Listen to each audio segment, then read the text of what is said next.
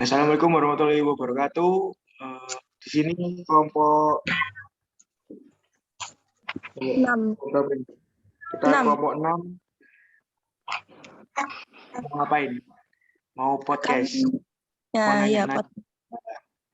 Perkenalkan dulu, saya Rama Dwi Padistananda, absen 23.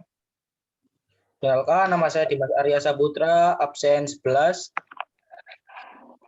Perkenalkan, nama saya Randu Tanawidya, absen. Ya. Perkenalkan, nama saya Mas Ayu, absen 12. Yowis, sip, mantap. Yaudah, gimana ini? Bahas apa kita hari ini? Perlawanan Tentang sejarah perlawanan terhadap kolonialisme. Menurut kalian nih, ya apa ini? Kolonialisme ini maksudnya kayak gimana gitu? Sak ngerti ini aja. Maksudnya kayak gimana gitu-gitu. Randu mungkin tahu Randu. Kayak apa gitu. Duh. Podimas. Ayo dewe piye. Kolonialisme kayak apa ya? Kayak apa? Mas.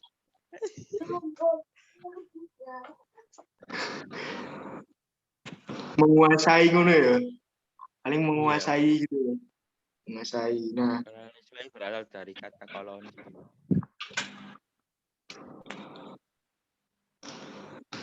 piye terus? Ya, wilayah-wilayah Sejarahnya.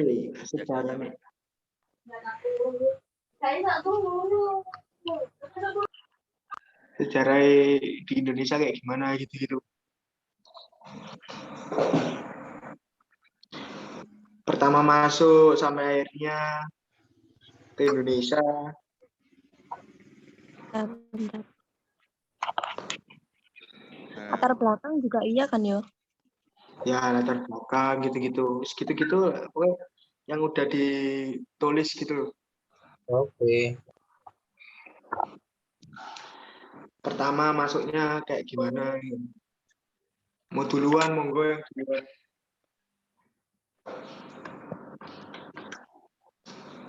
Aku kan wis buka ini. Ayo Dim, piye Dim? Coba Dim. Ya Dim. Masuk itu kayak bangsa kolonialisme itu masuk ke daerah Kesultanan Aceh. Kayak bangsa Portugis dimulai pada tahun 1540 sampai 514 sampai 540. Terus di bawah kepimpinan Sultan Ali Muhayyad Shah. Setelah itu pada masa itu Kesultanan Aceh berhasil mengusir bangsa Portugis dari wilayah Aceh.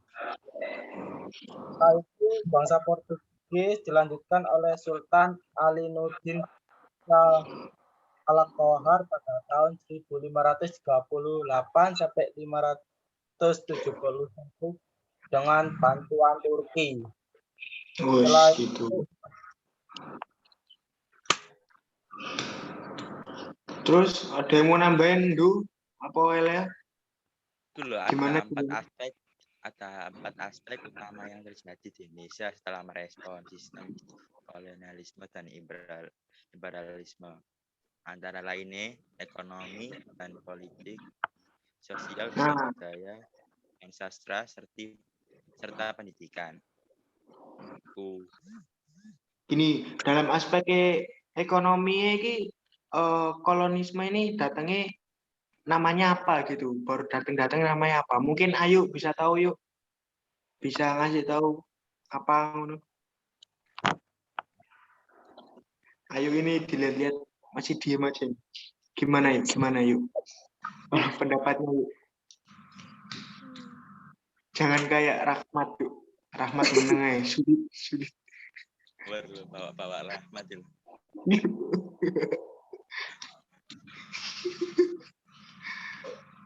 Aspek ekonomi ya? Ya, aspek ekonomi. Sak ngertinya apa gitu.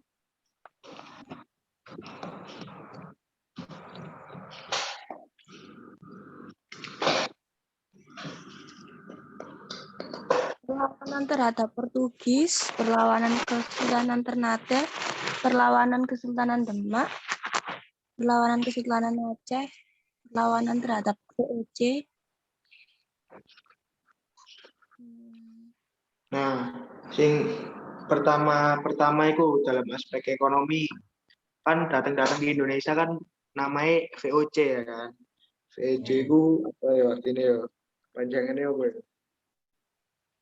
Tuh, sulit. Pokoknya VOC ngono datang-datang. Nah kan pas nang Indonesia kayak tujuan pertama kan cuma berdagang kan. Nah, kenapa ujung-ujungnya malah malah lanjut ke penjajahan ngono itu ya buat ceritanya kayak apa mulai apa gitu yang memicu kemayaan para penjajah ini.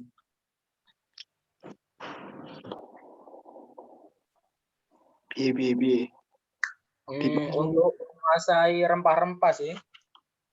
Saya rempah-rempah ya. Bisa ngambil keuntungan apa? Seenaknya gitu kan. Iya. Kalau itu katanya gara-gara itu ya, sing hancur perbatasan itu ya.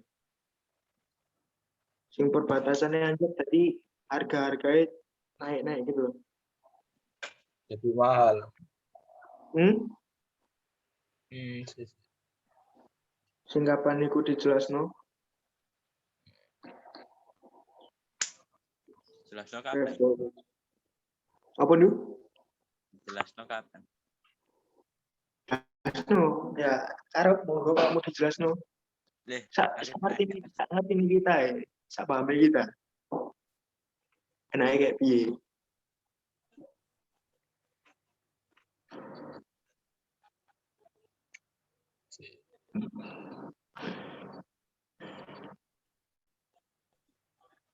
Ini katanya aspek penilaiannya pokoknya gak boleh banyak diem kan kalau Dewi bingung ngomong gak jelas. Anak salah satu itu loh, kayak perlawanan Kesultanan Demak itu ya apa ceritanya gitu. Lawanan Kesultanan Demak itu. Piye? Monggo yuk kalau mau ngono yuk. Dari tadi diem kan. Itu loh Mas, perlawanan Kesultanan Demak. Perlawan Demak itu kayak Portugis juga melakukan monopoli perdagangan. Kepada di Malaka, praktik itu monopoli tersebut membuat para saudagar Muslim di Malaka merasa terganggu oleh ancaman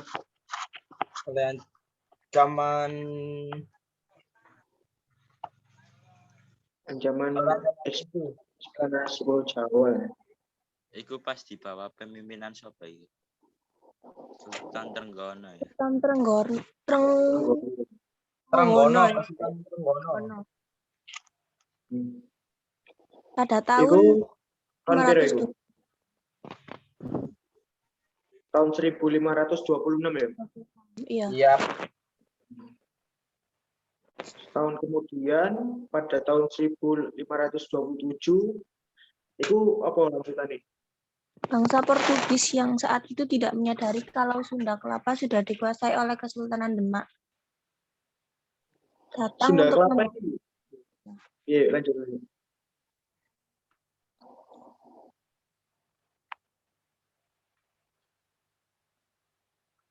Lanjut yuk. apa? Lanjut tadi saya ngomong. Akibatnya, bangsa Portugis pun berhasil diusir oleh Kesultanan Demak. Di bawah kepemimpinan Fatahillah, kemudian mengganti nama Sunda Kelapa menjadi Jayakarta yang berarti kemenangan dan gemilang. Oh, siap. Sunda Kelapa ini Sunda Empire beda lah ya. Beda. Beda. Tak kira foto kan. Sekarang perlawanan Kesultanan Aceh udah yo. Wis mari. Udah yo. Mataram. Nah, perlawanan terhadap VOC kita ini. Bangsa melawan penjajahan VOC antara lain itu Kesultanan Mataram, Kesultanan Goa, Kesultanan Nek iku Banteng, Goa iki Banten, apa iku ceritain? Banteng kok Iya. merah. Ceritain ya Goa, apa? Banten, Sultan Goa iki. saya itu tak dua tak ya? 3 sih. Kayak Perlawanan asal terhadap ini asal India usule Belanda. perlawanan kan Goa iki lho. Santai dulu. Ini dulu Rama apa? Sing Yang ini yang VOC dulu ya. Yang Heeh. perlawan ya apa itu? Kesultanan Goa Gitu. dulu. Dari Kesultanan Mataram coba. Ini kan kalau dilihat katanya awalnya itu baik-baik aja kan.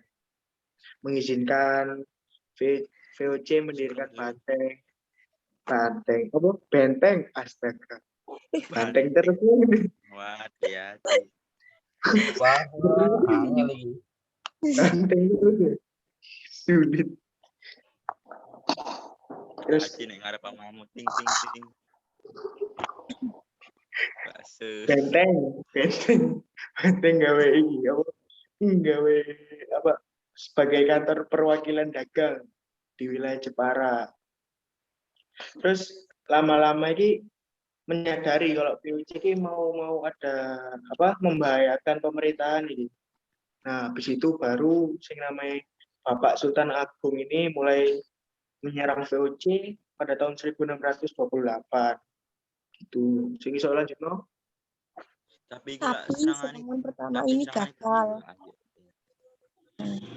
dan mengakibatkan sekitar 1.000 prajurit Mataram gugur. Dan yang serangan kedua dilakukan pada bulan Agustus sampai Oktober tahun 1629 yang mengalami kegagalan karena Kesultanan Mataram kalah persenjataan. Bagi berarti podo koyo iki ya kalau lawan politik sing lawan ada unsur-unsur banteng emang sulit ya. Sudah semuanya emang sulit kalau buat dilawan. Terus lanjutannya coba Terus lanjut no. kekurangan persediaan makanan karena lumbung-lumbung persediaan makanan yang ada di Tegal Cirebon dan Karawang dimusnahkan oleh VOC. Jaraknya terlalu jauh dan ada wabah penyakit yang menyerang pasukan Mataram. Jadi itu singkatnya Kesultanan Mataram. Terus perlawanan Kesultanan Goa ini. Ya apa, Dim? Ya apa awal-awalnya, Dim? Awal-awal iku merampas armada VOC. Iku armada VOC iku dibawa kepimpinan Sultan Hasanuddin dari Makassar. Perang Makassar berlangsung selama 3 tahun dari tahun 1669 sampai 166 sampai 169. Gitu. Dalam perang Makassar VOC itu bersekutu ambek Arung Palaka, Raja Pon, ya itu berseteru dengan kerajaan Goa. Oh. Jadi cerita singkatnya gitu ya di Kesultanan Goa ya. Iya, singkat. Berbau-berbau Perlawanan VOC. terhadap pemerintah India Belanda iki. Perlawanan Kesultanan Banten ya. Ya, Banten. Ini merah. Banteng anjir. Gurih. Ya apa, ndu kalau sing Banten ndu.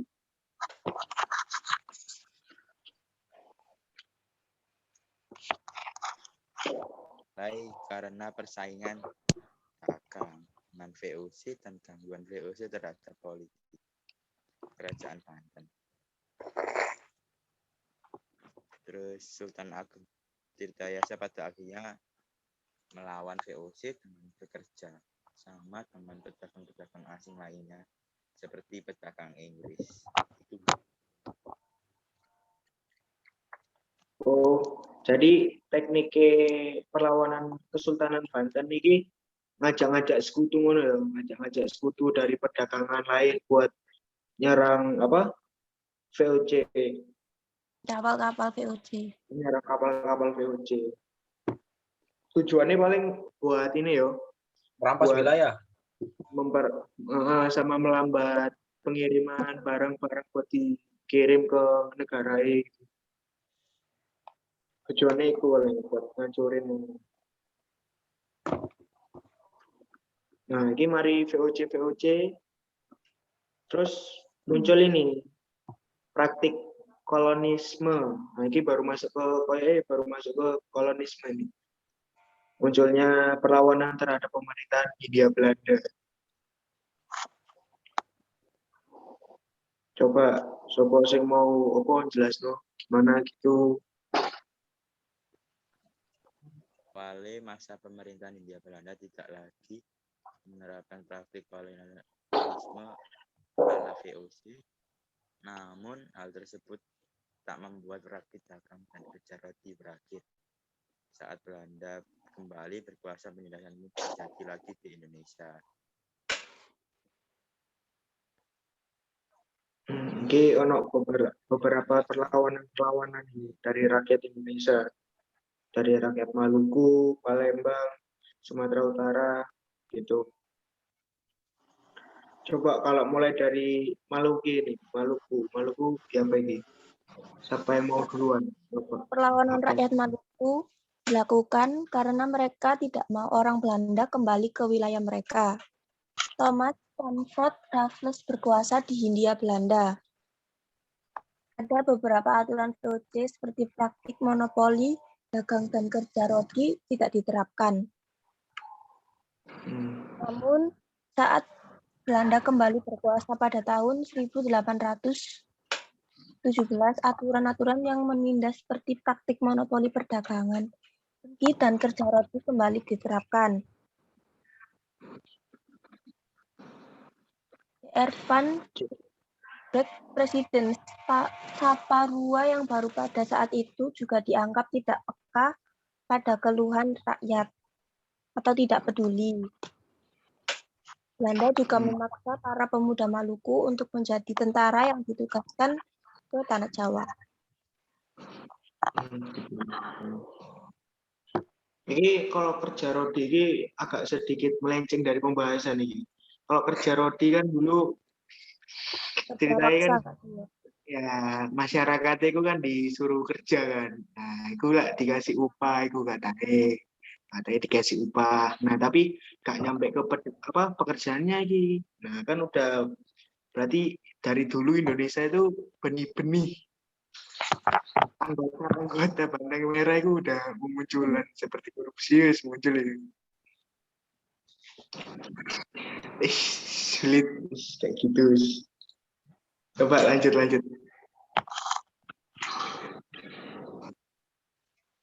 Perlawanan rakyat Palembang.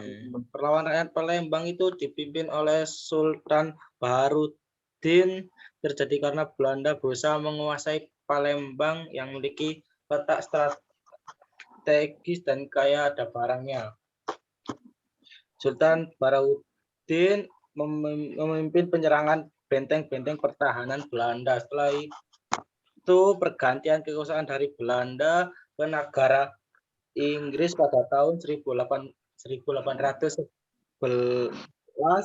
karena perjanjian Tuntang Inggris memusatkan sebagian besar perhatiannya ke Pulau Jawa. Karena itu Sultan Baharudin memanfaatkan kondisi ini untuk menyerang garnisun Belanda di Palembang.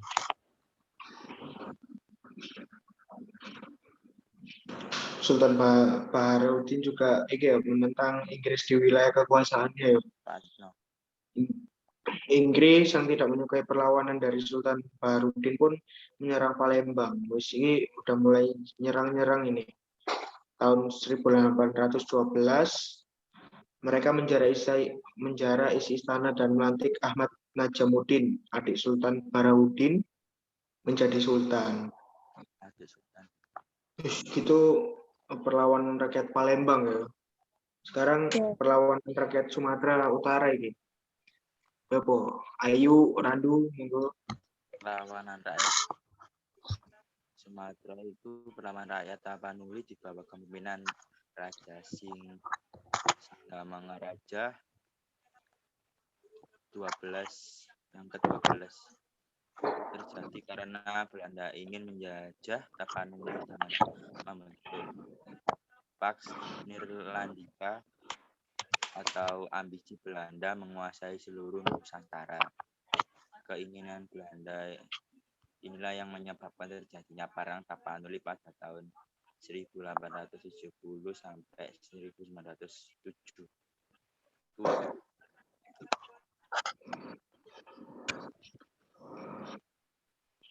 B, urusan dulu.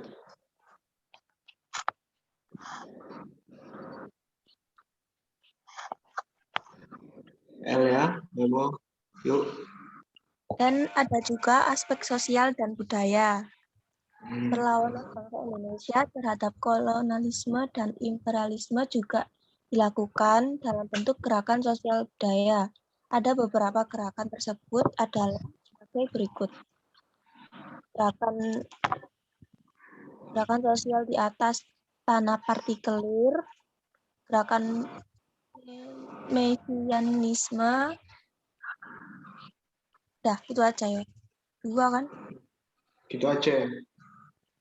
Nah, ini mungkin ada banyak lah ya gerakan-gerakannya apa aja gitu. Mungkin kita bisa kalau ada yang tahu 2 aja gitu. Apa yang menurut kita menarik buat dibahas gitu. Mau gerakan apa aja.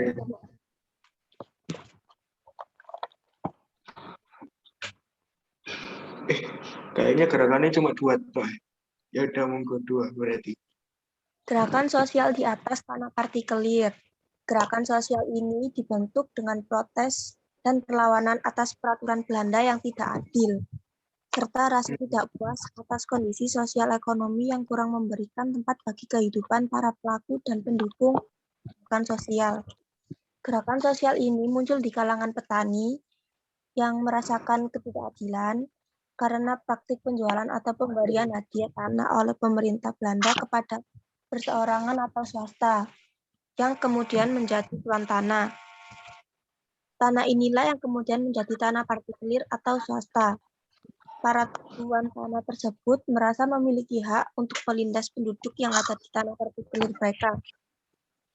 Penduduk tanah tersebut diharuskan menyerahkan hasil garapan mereka yang memeras tenaga mereka selayaknya budak atau diperbudak lah.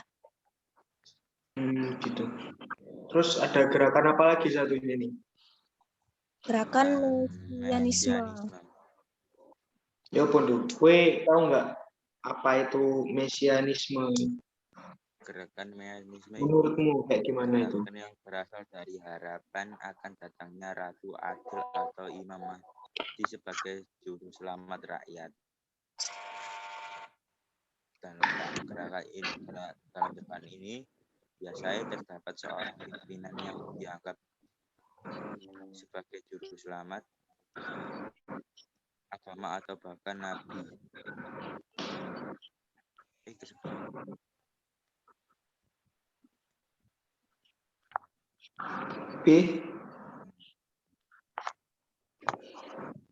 Gerakan ini bersandar pada dasar kekuatan gaib yang pemimpin dan menghadap muncul era baru, datangnya zaman keemasan yang meniadakan penderitaan rakyat dan hilangnya konflik serta ketidakadilan.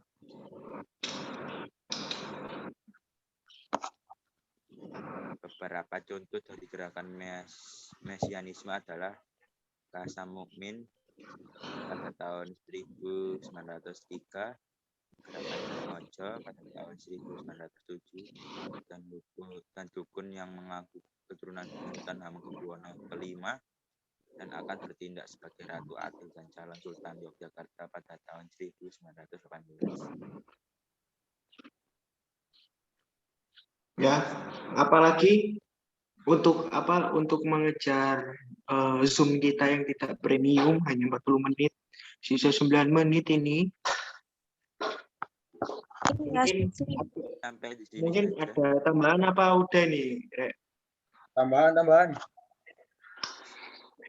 Ada dua kan Apa seperti ini? aspek seni dan sastra juga Ya, dibahas. sudah. Apa? Aspek seni dan sastra, aspek pendidikan, Sudah. sudah dah. Sudah lah ya. Waktunya 40 menit. Sudah ini. Udah 40 menit ini. Lama sekali. Oke, penutupannya mungkin Dimas iso dipimpin Mas. Penutupannya Mas. Sekian presentasi dari kelompok saya. Wassalamualaikum. Sekian kami lah. presentasi kelompok kami. Mohon maaf bila ada tutur kata yang kurang berkenan. Wassalamualaikum warahmatullahi wabarakatuh. Waalaikumsalam warahmatullahi wabarakatuh. Sudah tadi.